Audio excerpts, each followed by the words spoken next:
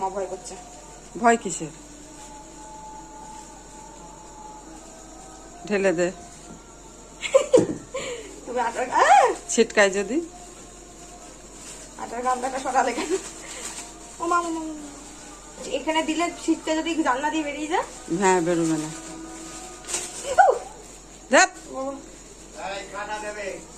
হ্যাঁ, ধরছি না।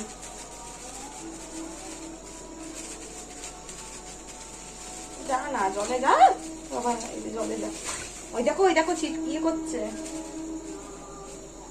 কি দিয়ে ঢাকবো?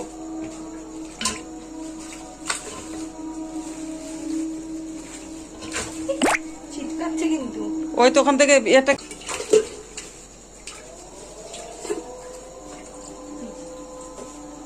দেখাও, দেখাও মা, দেখিছো?